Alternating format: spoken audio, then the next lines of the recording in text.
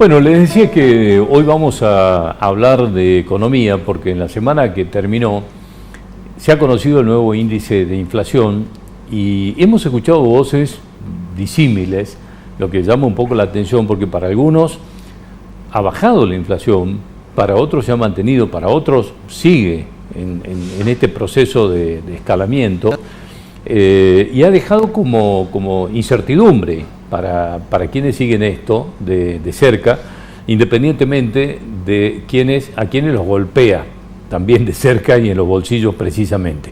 Por eso hemos invitado hoy a Álvaro Pérez, él es director de la consultora Finex, porque queríamos ver, digamos, cómo se mira también desde Salta todo esto que ha ocurrido y dónde estamos parados. Así que Álvaro, muchas gracias por venir, muy amable. A vos, Indio, por la invitación, un placer. Bueno, la inflación sube, la inflación baja, la inflación se mantiene. ¿Qué pasa? ¿Qué mensaje contradictorio, ¿no? La inflación no baja, subió más lento.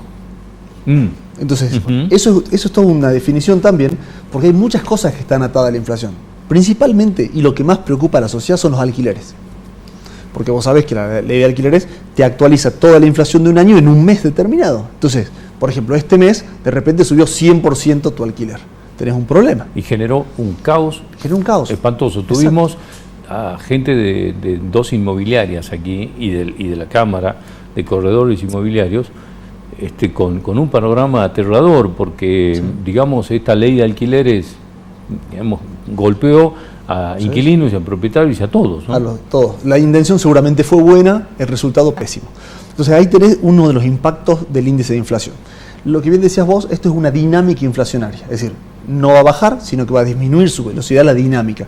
Pero ahí es bueno aclarar a la gente que lo que mide el INDEC es una cartera de bienes determinados, que de repente no son tus bienes, no son los míos. Yo quizás no consumo entretenimiento y otra persona muy joven no consume salud, porque no gasta. Y esto es un índice un tanto arbitrario porque para estandarizar y poder hacer una medición general se usa determinados bienes, ¿no? Por ejemplo, carne, pero yo soy vegetariano.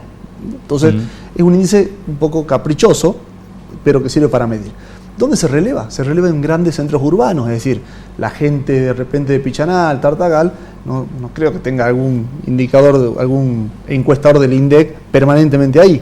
Y si lo tiene, no será en algunos puntos, y son algunas marcas de producto. Entonces el índice, las personas dicen, pero yo no siento, Álvaro, que la inflación sea del 8 o del 9.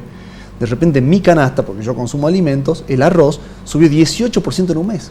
El arroz blanco, si uno entra a la página del INDEC, ahí tenés el informe y está desagregado los productos que hacen a esta canasta básica. Cuando mirás alimentos, tenés la lechuga que de repente bajó. Está bien, pero lechuga no sé si consumí durante este mes. Entonces, tenés alimentos que están subiendo fuertemente con algunos bienes que están bajando producto de la temporada, las naranjas también, pero es lógico porque producto de la temporada, una buena temporada de naranjas, hace bajar el precio de la naranja por una cuestión de oferta y demanda. Sí, claro. O sea, sí. Y por otro lado tenés una inflación, un gobierno que no ha implementado políticas verdaderas para resolver el problema de la inflación durante 4 años. Porque tener un comité que controle precios en los puntos de venta no es una política antiinflacionaria.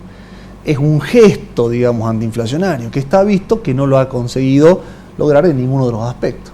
Pero además es una gota de agua en el mar, nada, porque exactamente. No el problema es que no se diagnostica correctamente el problema de la inflación. Es decir, la inflación es producto de la guerra. Hay países, de hecho, los países que están en guerra tienen menos inflación que nosotros. No, ahora, ¿por qué? Claro, ¿por qué no golpeó a todos los países de América Latina, digamos, ¿no? Porque bueno, la sequía. Uruguay tiene una sequía peor que la nuestra. Entonces, ¿qué son? No son los empresarios. Resulta que estamos mandando muchos empresarios a Paraguay que están yendo a invertir. Hemos mandado muchos empresarios argentinos a Estados Unidos de forma histórica, a Miami. Entonces, entonces quiere decir que no son los empresarios, que no es la guerra, que no es la sequía. ¿Cuál es el motivo de la inflación? Hasta que uno no diagnostica una enfermedad correctamente, es decir, no sé, tengo una enfermedad respiratoria y me puse un yeso. Lógicamente no voy a resolverlo. ¿Y cuál es, Álvaro? Naturalmente que el problema más grave que hoy tiene Argentina, o acarrea Argentina, es un déficit fiscal. Un déficit fiscal que se financia, es decir, con emisión monetaria. Porque la posibilidad de tomar deuda fue muy pequeña durante el gobierno de Macri, que al final no se pudo hacer, o sea, fueron 2 años. Después apareció el Fondo Monetario para resolver el problema de rolear la deuda, es decir, renovar la deuda. No te iban a renovar y tuviste que ir al Fondo Monetario. Entonces, una Argentina deficitaria crónica va a generar demandas de dólares y pesos. Es decir, esto es un Estado que gasta más de lo que recauda. De forma sistemática siempre. Y que adicionalmente a eso, porque hay muchos países que son deficitarios, incumple contratos. Es decir, no respeta su palabra, no respeta los contratos. Entonces, ni los argentinos ni los extranjeros desean estar posicionados o invirtiendo en bonos en pesos o bonos en dólares de un Estado defaulteador. Por eso es que Argentina hoy paga o rinden los bonos argentinos un 50% en dólares. Indio, es increíble que Argentina tenga esta tasa. Tiene una inflación de país en guerra, sin guerra, tiene precios de bonos de países que han defaulteado. Argentina todavía no defaulteó, no dejó de pagar sus obligaciones, pero la tasa te marca que hay altísimas probabilidades que Argentina entre de nuevo en un default. Y cuando entra en un default, esto lo discutíamos el otro día con alguien de Nación, los perjudica a todos. Tenés un auto y pagás seguro de tu auto. ¿Dónde invierte la plata tu compañía de seguro? Vos algún día te vas a jubilar y vas a requerir fondos del ANSES. ¿Dónde invierte la plata el ANSES? En bonos argentinos que si se defaultean o hay una quita de capital, le van a pegar a la compañía de seguros, le va a pegar a tu caja previsional, a tu caja de abogados, contadores, ingenieros, etcétera, o a cualquier ahorrista de forma individual. Entonces un default no lo podemos aplaudir. Argentina aplaude default. Entonces con toda esta historia y hoy con un sistema, con el sistema de precios roto, es decir, perdimos la referencia. Hay precios muy desajustados. El transporte público, la energía, se rompió el sistema de precios. Entonces, ¿cómo volvemos a una situación normal? Dolorosamente vamos a tener que pasar una etapa donde esos precios se van a ajustar y nos va a doler a todos los argentinos y después recién ahí vas a poder implementar un plan antiinflacionario verdadero, ¿no? Claro, porque además estamos entrando en un proceso electoral con un ministro de Economía que intenta ser candidato a presidente que claro, digamos, pone las cosas aún peor, porque de ninguna manera va a asumir el déficit del Estado, o por lo menos se niegan a asumirlo, y tiene que ir a sentarse ante el Fondo Monetario Internacional porque necesita dólares, no tiene a dónde más ir. Bueno, fueron a China a buscar yenes para convertirlos en dólares, claro, pero en definitiva, digamos, hoy Sergio Massa se tiene que sentar frente al Fondo Monetario y decirle, necesito dólares, pero le dicen, sí, pero necesitamos un ajuste, claro, necesitamos políticas, ¿y cómo hacemos? Exacto, y tenés un déficit primario, es decir, un déficit operativo, y tenés un déficit cuasi fiscal, que es aquel déficit de nuestro Banco Central endeudándose a tasa del LELIC, una tasa del 97%, de TEA, o sea, de tasa efectiva anual de más del 150%. Entonces, la verdad que parece irresoluble el problema. Y la verdad que también parece difícil poder gestionar una campaña desde un Ministerio de Economía efervescente y que está que arde. Entonces, ¿cómo uno puede ser optimista para lo que resta del año hasta las elecciones? Es muy difícil ser optimista con la economía real. Por otro lado, hay sí un optimismo que lo estás viendo en el precio de las acciones, los bonos argentinos, porque se considera que va a haber un cambio de ciclo. Y ese cambio de ciclo puede ser positivo. Esto habitualmente es así, Argentina y las crisis generalmente son cíclicas, solo que Argentina va al infierno y vuelve al cielo, donde en el mundo no pasa eso. Hay crisis que son complejas, pero no a estos niveles. El déficit fiscal, hoy hay un ajuste. Hoy la realidad es que hay un ajuste. ¿Dónde se da el ajuste y cómo se da? De una forma poco transparente. ¿Por qué? Los ingresos por IVA, por los ingresos tributarios, subieron el 144%. Ahora, los salarios de nadie, mucho menos el sector público, subieron a ese nivel. Por eso tenés el problema grave que tenés, donde los salarios de los empleos públicos están atrasados, los salarios de los empleos privados están atrasados, de los jubilados, etcétera, etcétera, y ahí arranca la efervescencia social. Por eso quizás el foco y el problema más grave esté puesto en una Argentina que va a transitar la peor parte del año sin dólares y sin recaudación. O sabés que al no tener dólares no tenés producto para exportar, no cobras retenciones de exportaciones. Entonces te baja el ingreso tributario de ese rubro.